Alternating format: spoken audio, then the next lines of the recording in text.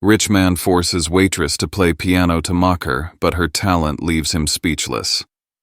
A pianist. How quaint. You're all talk, no talent, the millionaire said.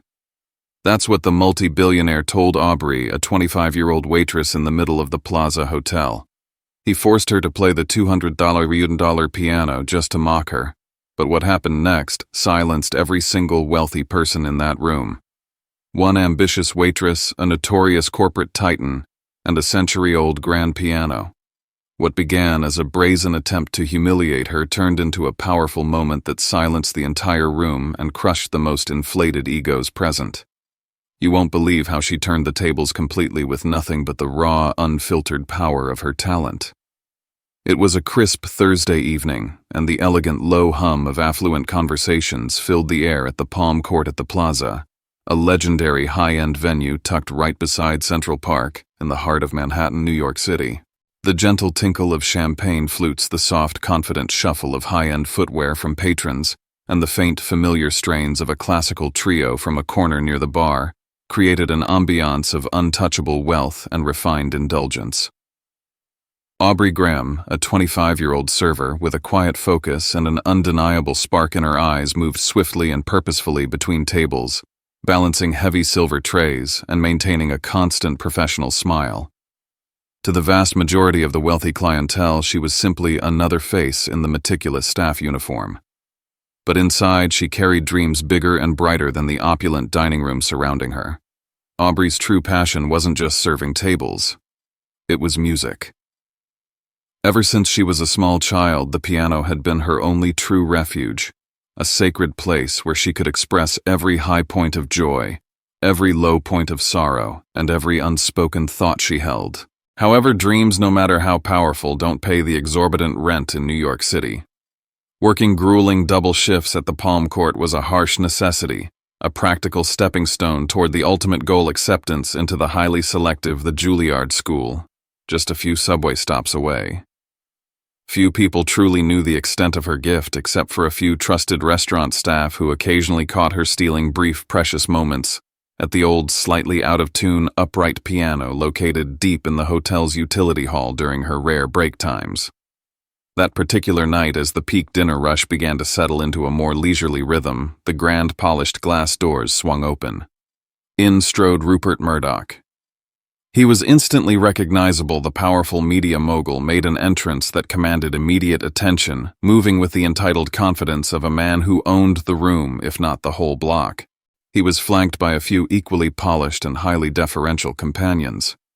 Rupert naturally exuded an air of intimidating superiority, known widely for his sharp, dismissive tongue and his penchant for creating a spectacle. His mere presence made even the most seasoned staff members stand a little straighter. Aubrey's colleagues exchanged nervous, knowing glances. Rupert Murdoch was famously not an easy guest. He was the type who visibly thrived on pushing people's buttons for his own entertainment. For Aubrey, though, he was simply another high-maintenance table she had to manage through a long night's work. But this was not going to be a normal evening. As Rupert scanned the room, his cold, calculating gaze landed squarely on Aubrey. Something about her disciplined, quiet grace seemed to momentarily catch his attention, a momentary pause, then a distinct, condescending smirk spread across his lips. Aubrey felt the heavy, uncomfortable weight of his stare, but she expertly brushed it off, focusing instead on her immediate tasks, refilling water glasses and quietly clearing appetizers. But Rupert was not done with her. He had already decided within those few seconds that she was going to be his singular focus and entertainment for the night. Aubrey had grown up in the tough, industrial heart of Flint, Michigan, where dreams of grandeur and success often felt as distant as the glimmering lights of Manhattan. Her mother, a single parent and a tireless essential caregiver, had worked double and triple shifts at a local clinic to ensure Aubrey and her siblings had food on the table and a roof over their heads. Despite their constantly modest means, music had always been the one constant source of joy in their small home. Her mother's old jazz vinyl records and the small, slightly out-of-tune piano gifted by a kindly neighbor were the essential seeds of Aubrey's profound love for melody. That battered piano became her essential escape. While other kids navigated the complex, demanding streets outside, Aubrey spent countless hours diligently teaching herself to play. She began by mimicking the popular songs she heard on the radio, then quickly ventured into the technically demanding classical pieces she hunted down in second-hand music shops and libraries. Her emerging talent didn't go entirely unnoticed. She played at church services, school recitals, and local community events. But that local recognition couldn't possibly mask the crushing financial hurdles that loomed large over her grand dreams. By the time she turned 18, the reality was starkly clear: a professional music career and a world-class education would have to wait. Scholarships didn't materialize, and the immediate family responsibilities took immediate precedence. Aubrey regretfully packed away her concert ambitions, replacing them with the raw practicality of earning a living. Yet she couldn't entirely give up. The piano was more than a dream. It was her fundamental identity. When she moved to New York City a few years ago, Aubrey deliberately sought out a job at the Palm Court, not just because of the decent hourly pay and tips, but precisely because of the magnificent Steinway grand piano tucked into the corner of the venue. Even though she rarely had the actual time to touch it, just knowing it was there, a polished, gleaming symbol of her hidden potential, gave her a profound sense of comfort. Her music hadn't truly left her. It was simply waiting for its moment to return. That night, as Rupert and his distinguished entourage took their prime seats, Aubrey approached their table, balancing a heavy tray with practiced, unshakable grace. Rupert ordered an expensive single malt scotch, and then loudly cracked a disparaging joke about a competitor loud enough for the nearby tables to hear. Aubrey offered a polite, measured smile as she took their complicated orders, her voice steady despite the strange, aggressive energy radiating from him. "Aubrey, Rupert suddenly said, glancing down at her name tag, as if reading a corporate balance sheet. "Sounds like someone with a lot of hidden dramatic talents." The comment caught her completely off guard, but she simply nodded politely and smoothly stepped away to place their orders. She missed the cold, knowing grin he shared with his companion, nor the way his cold, observant eyes followed her every move. But Rupert wasn't merely observing her. He was deliberately plotting, and Aubrey would soon find herself unwillingly at the very center of a spectacle she never asked for. The night carried on like any other, with the low, constant hum of conversation, laughter, and silverware filling the luxurious room. Aubrey kept her pace steady and efficient, strategically avoiding Rupert's gaze as she moved between tables. She had dealt with difficult, demanding customers before, but something about him felt different, not just generically rude, but coldly calculated. His intimidating presence loomed over her section like a heavy shadow, making her uneasy in a profound way she couldn't quite shake. By the time the appetizers were discreetly served, Rupert had already begun his self-aggrandizing performance, though not the kind Aubrey expected. He held court loudly at his table, recounting highly embellished tales of his financial success and peppering his monologue with mean-spirited jabs about people who he claimed lacked true killer ambition.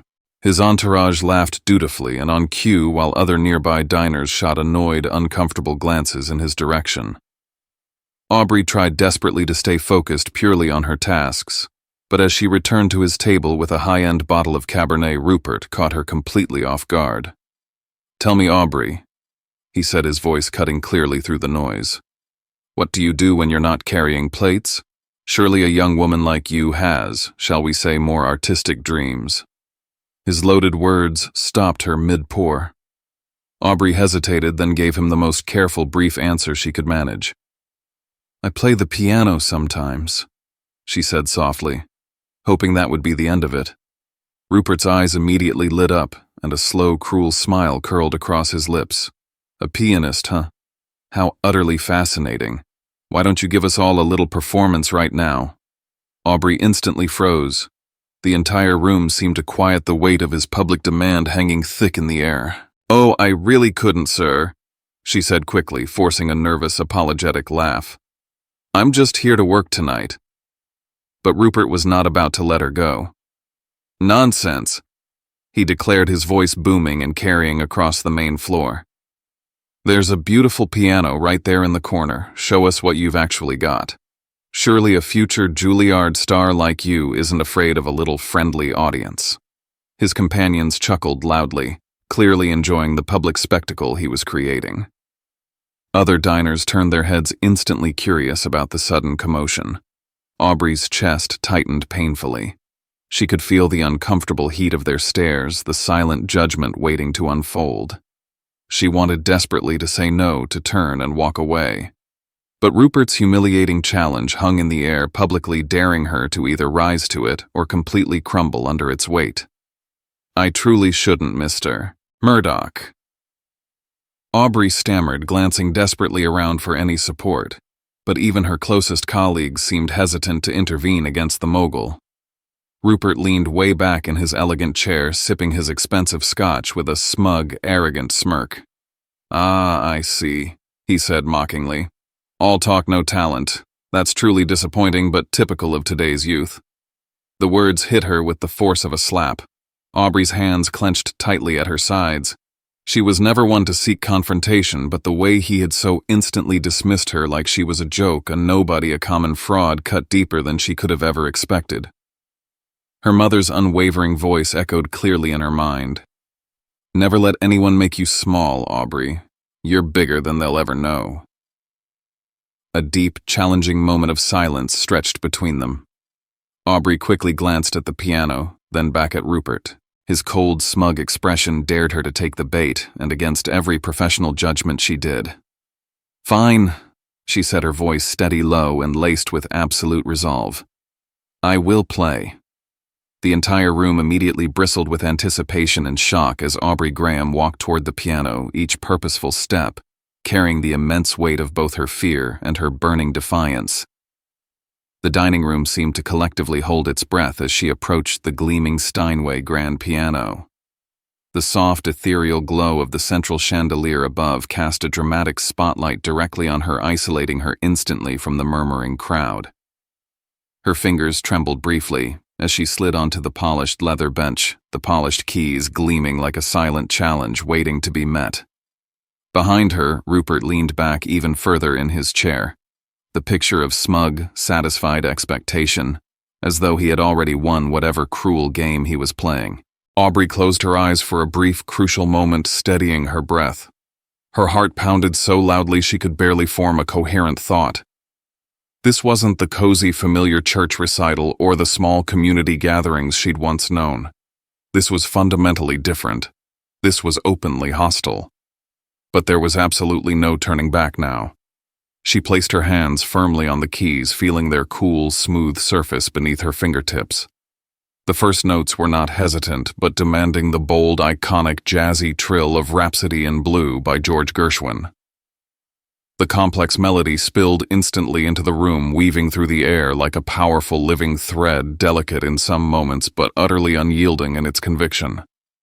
As her confidence immediately grew, the music swelled, transforming her hands into instruments of breathtaking grace.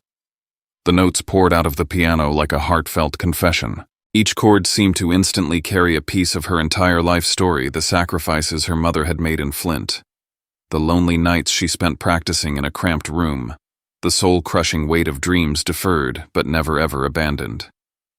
The elite diners fell into a collective hushed silence, their earlier chatter replaced by an awe-filled stillness. Even Rupert, who had been whispering a last remark to his companions, went completely quiet, his face frozen. Aubrey didn't even need to look at him to feel the profound, sudden shift in the room's energy. The mocking disdain had completely evaporated, replaced by something she couldn't quite name. Perhaps awe, perhaps genuine humility. The music soared, and Aubrey let herself go entirely. For the first time in what felt like years, she wasn't a waitress or a struggling, debt-ridden dreamer. She was simply herself, a true, undeniable artist. Her fingers danced, flew across the keys, drawing out emotions so raw, so vivid, they seemed to hang powerfully in the air like smoke and perfume. By the time she struck the magnificent, definitive final chord, the room was utterly, breathtakingly still. For a long moment there was no sound at all, just the powerful, lingering resonance of the piano. Aubrey sat perfectly frozen, her hands still gently resting on the keys, unsure of what would come next. Then, as though released from a magical spell, the entire audience erupted into applause. The sound was absolutely thunderous, reverberating off the marble walls and filling the room with a genuine warmth and excitement Aubrey hadn't expected. Some diners immediately stood clapping with a fervor that unexpectedly brought tears to her eyes.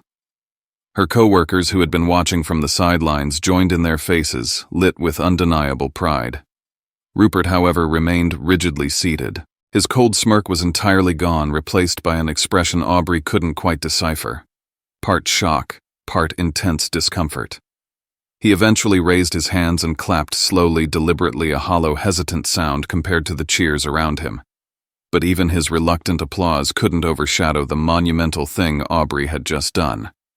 She had decisively reclaimed her true voice and identity, and no amount of condescension could ever take that away. As the wild applause began to fade, the room seemed to exhale collectively.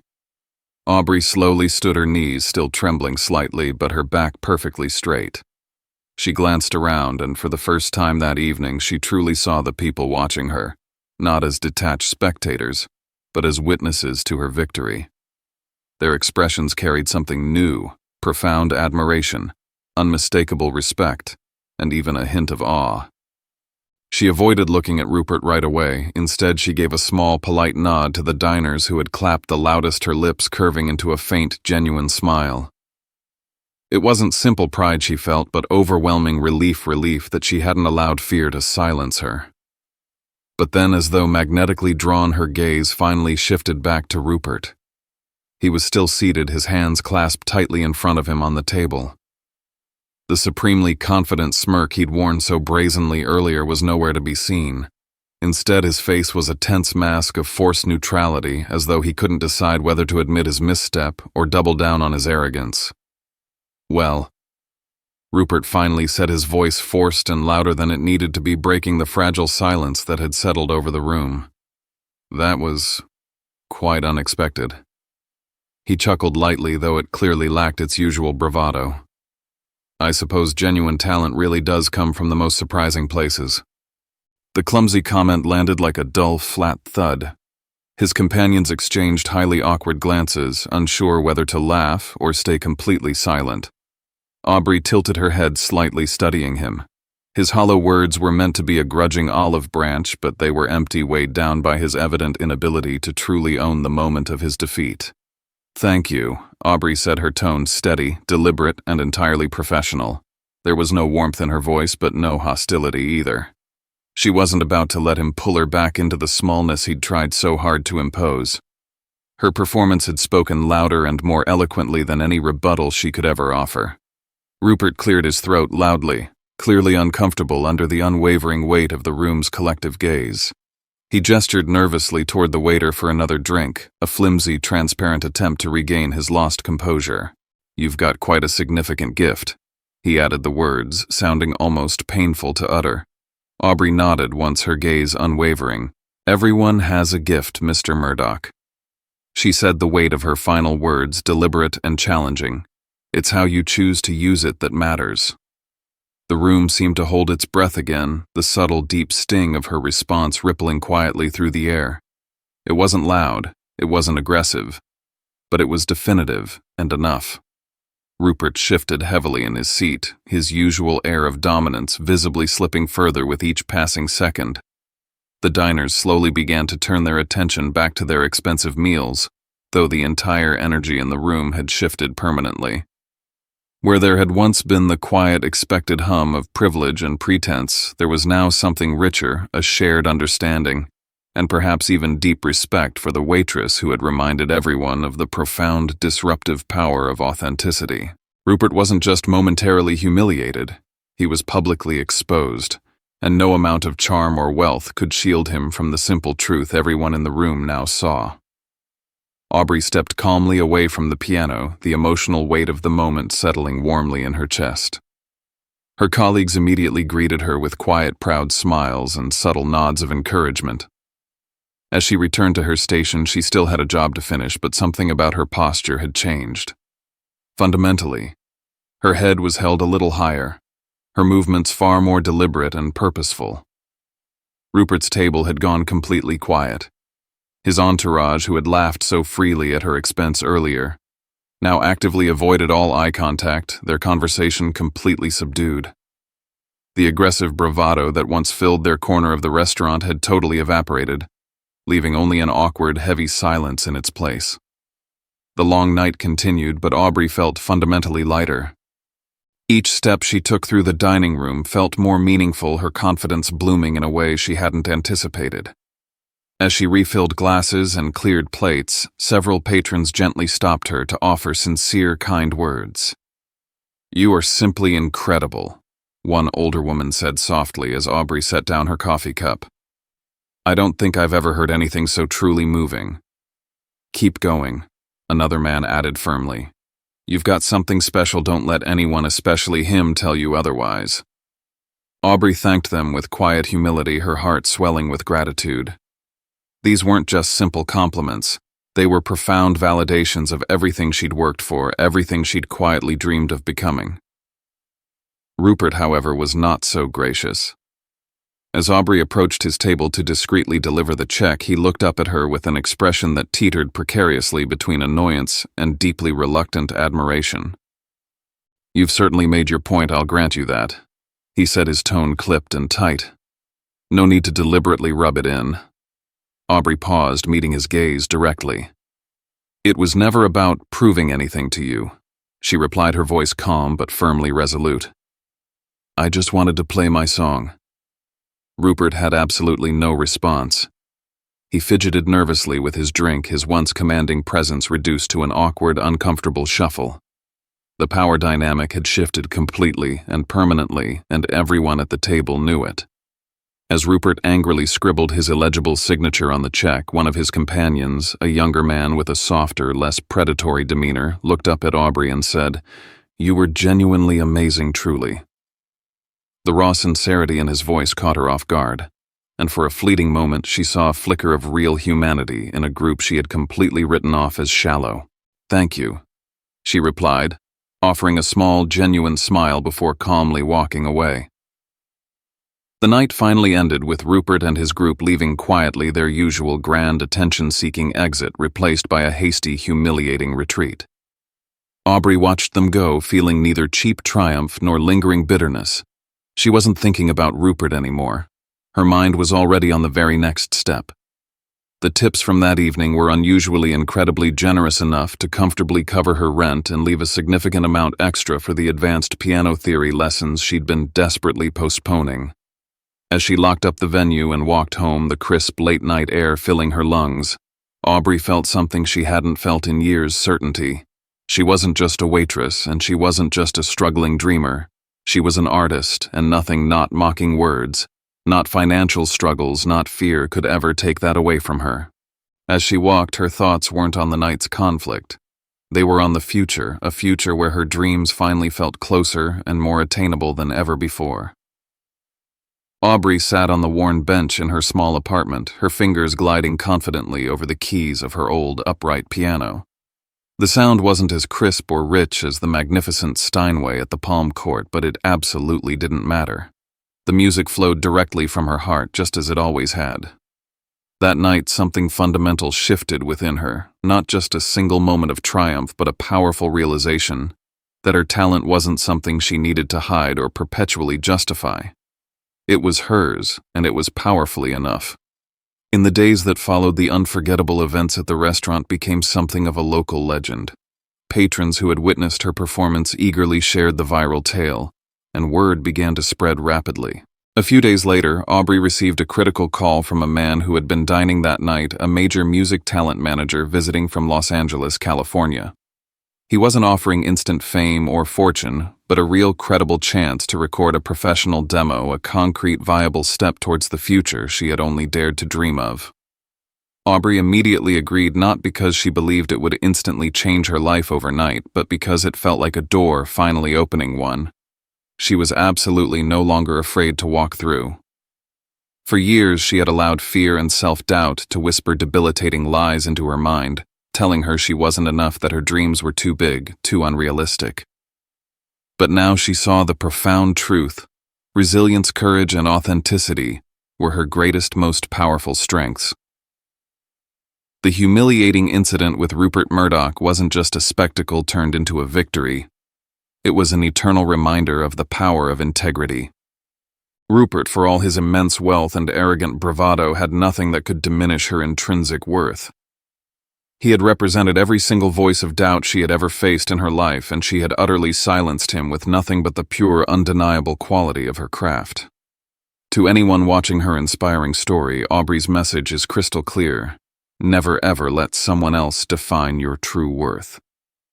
The world is undeniably full of Rupert Murdoch's people who desperately project their deep-seated insecurities onto others just to feel temporarily powerful. But true power comes from staying deeply rooted in who you are and letting your burning passions speak louder and clearer than their cheap ridicule. As she finally closed the piano lid and rested her hands on the faded wood, Aubrey Graham smiled a genuine, quiet smile. Her long journey was far from fully over, but for the very first time it felt like it had truly and meaningfully begun. What about you? What vital part of your identity are you currently holding back on because of fear or judgment? The world is waiting patiently for your own Rhapsody in Blue. It's time to play. True happiness begins when we learn to treat each other with respect, not out of pity, but out of understanding. What do you think about that? Have you ever fought to earn respect or learned to give it freely? Leave your thoughts in the comments. I'd love to hear from you. And if stories like this touch your soul, hit subscribe. Let's keep spreading kindness together.